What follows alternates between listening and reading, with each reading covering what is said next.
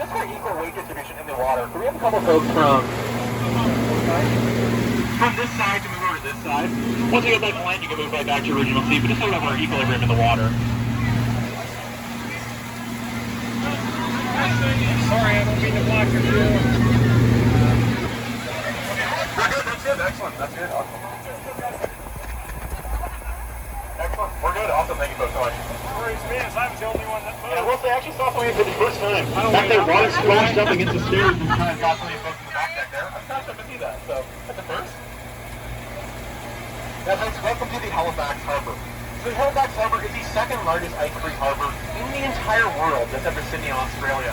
At its shallowest, the Halifax Harbor is 18 meters deep, but at its deepest, it gets up to 71 meters of depth. Now to our right-hand side right here, that's the Casino Nova Scotia. Now, Casino Nova Scotia was opened in 1995 by Caesars.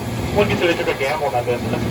They unfortunately back up 3 months later, they were bought by the Great Canadian Gaming Commission. Now, coming up on the right-hand side ahead of us right here, a large glass building. That's Purdy's Tower of Purdy's Wharf. Now, Purdy's Tower is the most photographed building in all of Halifax.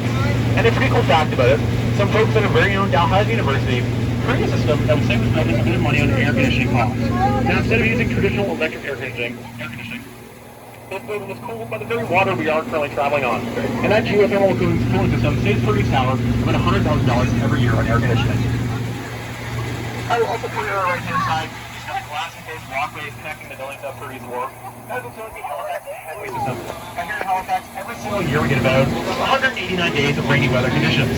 So that headway system is a great way to stay us in not so nice weather.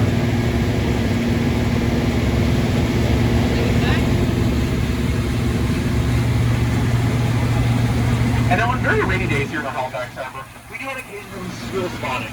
It's very rare on a very sunny day like today, but still keep your eyes open or popping their heads out. Now there's a couple of types of seals you may see in our Halifax Harbor. You have your classic gray seal, you have your harbor seal, just kind of black and brown color, and then way back there are the Navy seals. I'm here on that coast.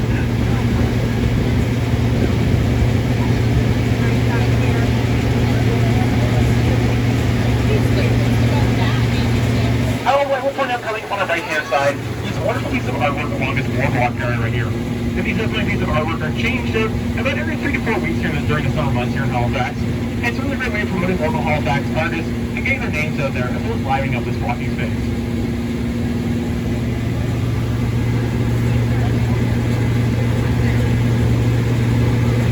Now, this area that we are coming by on the right-hand side is the Halifax Historic Properties area. Now, here in the historic properties, there are 10 buildings that are the oldest in all of Halifax. There are 10 buildings here still standing. They're built in the 1700s. Now, one building here in historic properties that is slightly newer, although I'm only now talking about the 1800s, is Collins Bank. Now, Collins Bank was opened in 1823 and is the oldest bank building in all of Canada. It was opened by a man by the name of Enos Collins. And before opening his bank, Enos Collins was a famous privateer, which is essentially the legal version of a pirate. He was famous for his privateer vessel, the Liverpool Packet, which terrorized the Canadian coast during the War of 1812. After making many riches as a privateer, he went to Collins Bank in 1823, then he more riches, and when he lost his life in 1871, Enos Collins was the third richest man in all of Canada. Now to the right-hand side, we're approaching our Halifax Surface Ferry Terminal. And the Halifax Surface Ferry system is the longest running saltwater ferry in all of Canada. And before these great big ferries go up today, one is currently entering our terminal right here. Before these great big ones, we had one person in a small little boy paddle boat that could paddle you from Halifax to Dartmouth. Now, this man was a little paddle rowboat, paddle one person at a time from Halifax to Dartmouth. After already sitting in that boat, you'd be dressed incredibly well. In fact, big top hats and coats, Victorian style skirts like I mentioned earlier. You'd be dressed impeccably well to sit by yourself and be paddled over the course of 2 hours from Halifax to Dartmouth. As you can see, there's been advances in technology since then. And now we are approaching on the right-hand side the Cable Wharf, pretty close to our home base here at Bath Shores. It has some of our other great vessels. I can see the Skirley Dock, the Harbor Queen, this great dinner and wine tour cruise. As well as the Cable Wharf, ever really redesigned and redeveloped the wharf kitchen and patio. Everybody's got to check out for a great bite to eat.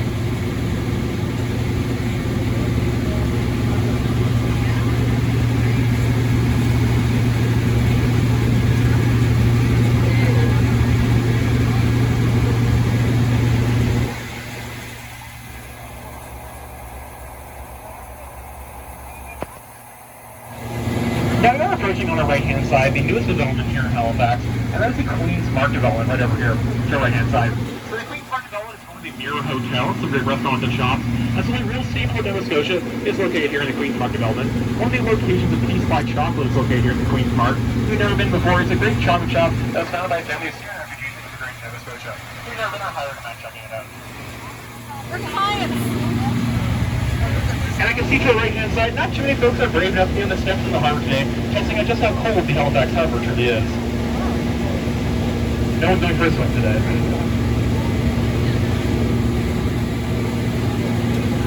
And now this very large vessel to the right-hand side is the CSS Acadia. Now the Acadia is a walk-on exhibit in participation in the Maritime Museum of the Atlantic. It's a really great experience, and in fact the Acadia is the only vessel in the entire world to survive World War I, World War II, and the Halifax explosion. It's still looking great in the tip-top shape. As well to our right-hand side, you see Maritime Museum of the Atlantic. I really want to check out and grab a tour if you're interested in more of the naval history of Atlantic Canada. And now to our right-hand side, this vessel right here, this is the HMCS Sackville. It's one of the oldest military vessels in all of Canada. It was actually used to be filming the Tom Hanks World War II film Greyhound. Now right here to our right-hand side, this very large glass building. That's the Summit Building, also known as Summit Place. It was built for the 1995 G8 Summit held right here in Halifax. And I was talking about the noon cannon earlier in our tour. Well, I will just let you know that all the world leaders who convened for that summit here in Halifax were very much freaked out when the cannon went off at 12 noon during the summit. But on top of the was Canadian Prime Minister Jean Cartier. It was very good laugh. All the world's leaders were running for their cars.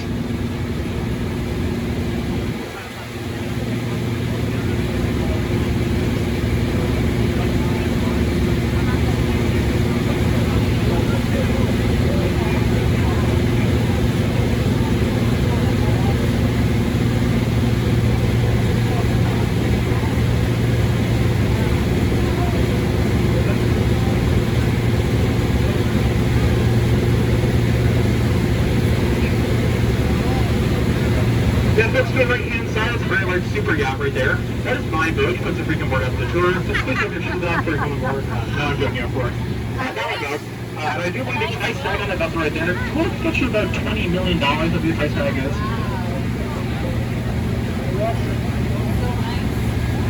And to our right-hand side is actually Halifax Boardwalk, one of the longest running boardwalks in Canada. It's about 4 kilometers long. It's some of the great activities and festivals during the summer months, like our tall ship festivals and our bus cruise festivals, as well as a great hammock back there to kick back and relax on.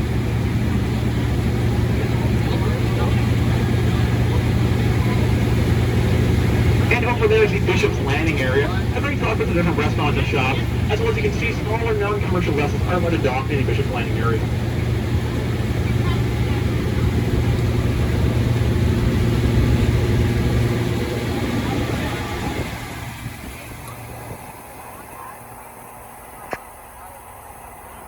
Folks, now if you turn here, you can see to your right-hand side across the harbor is a very large island right there over Halifax Harbor. No, that's not Prince Edward Island, that's George's Island. As I mentioned, we're coming by Fort George. That signaling mast on Fort George is the one that sends messages through flags to that island right there in our harbor. Now, George's Island only opened up to the public about 2 years ago here in Halifax. And before that happened, there was a rumor here in the city. The island was entirely inhabited by man-eating snakes. That's not the case. There are no snakes there. No need to worry. Now, folks, that we have turned around, I'll be hopping off the microphone for a second. I'll come by if there's a quiz question like an answer for pictures that I've taken. When I come back to the microphone, I'll tell you folks all about the Halifax explosion.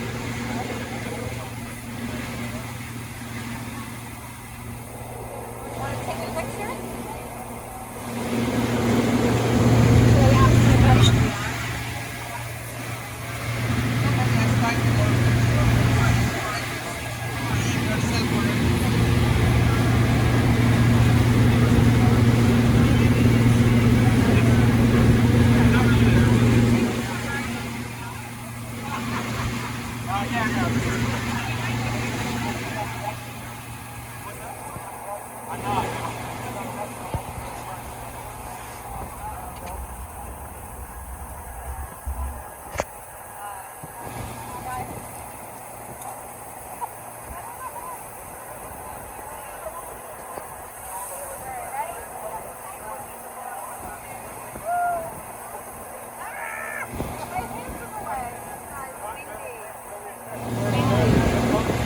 What's that?